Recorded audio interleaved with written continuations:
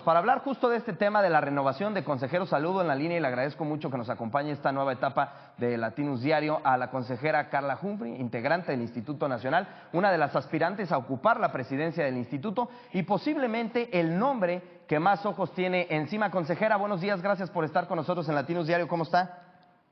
Hola, buenos días, un saludo a ti y a tu auditorio y gracias por este espacio. Gracias. ¿Cómo espera terminar, Carla Humphrey, su día? ¿Se ve celebrando pasar a la lista final?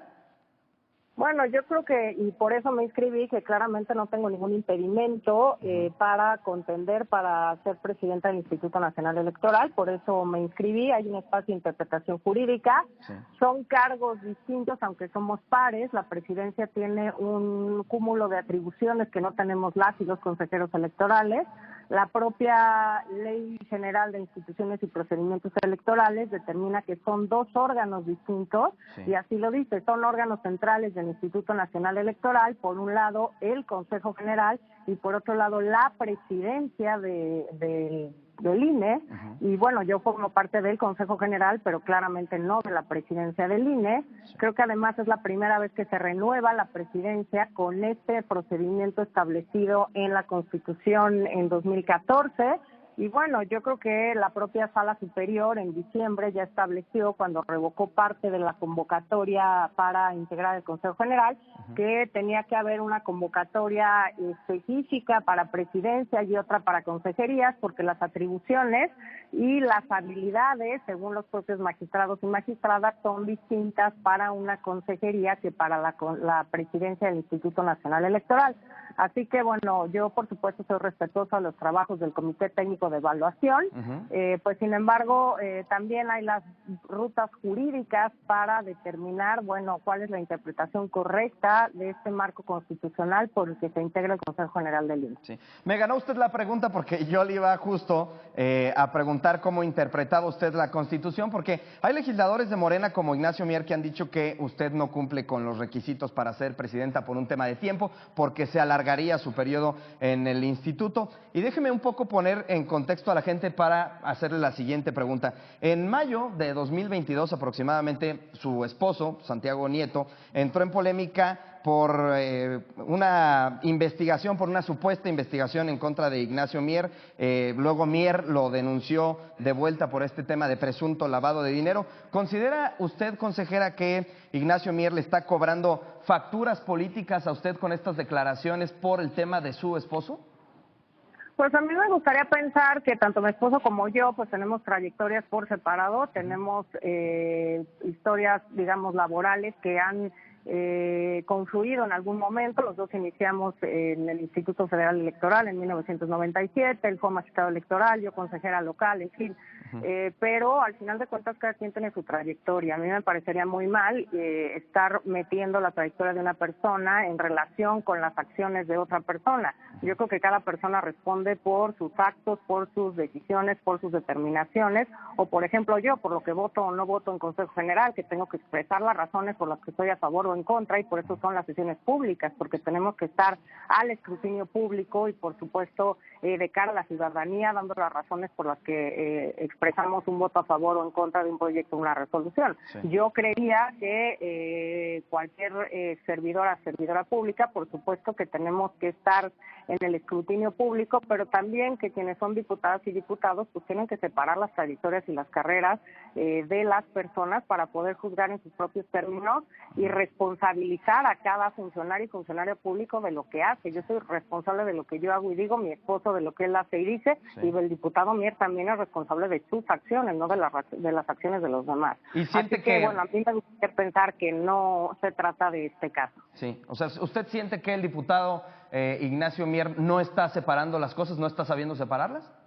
No, al contrario, yo digo que alguien del talante del diputado Mier tiene toda la claridad de cuál es la trayectoria de Carla Humphrey, cuál es la trayectoria de Santiago Nieto, y no tendría por qué estar mezclando estas trayectorias. Yo creo que eso es lo que está haciendo el diputado Mier, no mezclando mi función como funcionario electoral y las funciones que lleva a cabo mi esposo en otras áreas gubernamentales, llamémoslo así, en este caso ahora de Procuración de Justicia.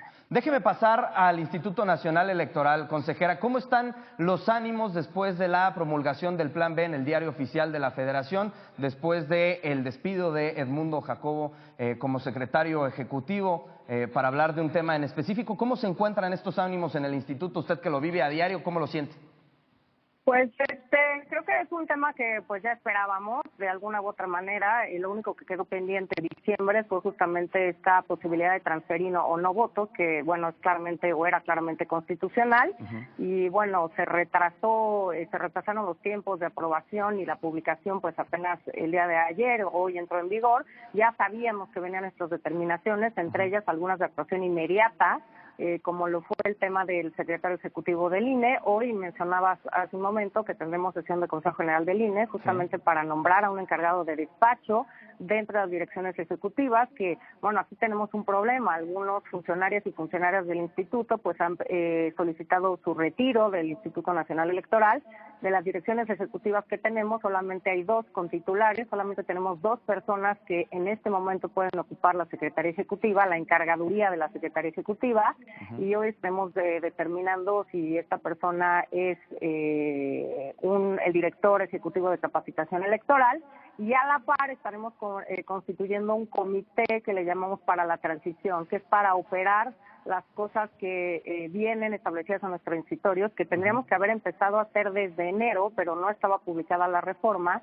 Así que hoy, cuando tomaremos esta determinación, pensamos que era la mejor idea que las y los 7 consejeros electorales que nos quedamos en funciones a partir del mes de abril, claro, llegarán nuevos, pero de entrada los que estamos, conformaremos parte de este comité, porque creemos que todos tenemos que aportar toda nuestra capacidad, todo nuestro trabajo, todos nuestros conocimientos en cada una de las áreas en las que estamos, para poder aterrizar esta reforma en lo que veremos qué pasa con las acciones de inconstitucionalidad y con la propia controversia constitucional que ya presentó el INE y fue admitida respecto a las 2 primeras leyes de este Plan B, y con respecto a estas 4 leyes que finalmente empiezan a su vigencia el día de hoy, pues también presentaremos una controversia constitucional. Pero mientras tanto tenemos muchas cuestiones que hacer, particularmente la reforma mandata que hagamos estudios y análisis de cómo impactará esta reforma respecto, por ejemplo, al tema de la estructura orgánica del propio Instituto Nacional Electoral, respecto a los reglamentos y las modificaciones que tenemos que hacer para hacerla acorde con este Plan B. Y esto además es muy relevante y cobra mucha importancia, porque recordemos que estamos en año electoral. Sí, y viene el 2024. Estamos en elecciones de Coahuila e Hidalgo, que la reforma, el Plan B no aplica para estas elecciones. Coahuila y Edomex.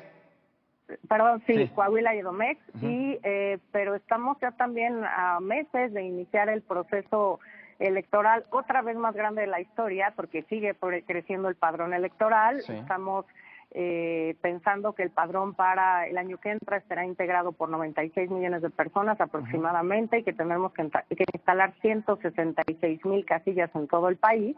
Y bueno, urge tener este marco normativo, reglamentario, lineamientos y reglamentos del propio Instituto Nacional Electoral, acorde con las modificaciones que se hicieron, que pues claramente, como bien sabes, no fueron modificaciones menores, y que tenemos que impactar todas estas reformas al interior de distintos reglamentos que tenemos en el propio Instituto Nacional Electoral, además de acompañarlo pues con lo que se señala de, pues el servicio profesional electoral y algunas otras áreas que también nos mandata la norma a redimensionar algunas áreas de, como decimos en el Instituto Nacional Electoral, de oficinas centrales del propio Instituto Nacional Electoral. Correcto.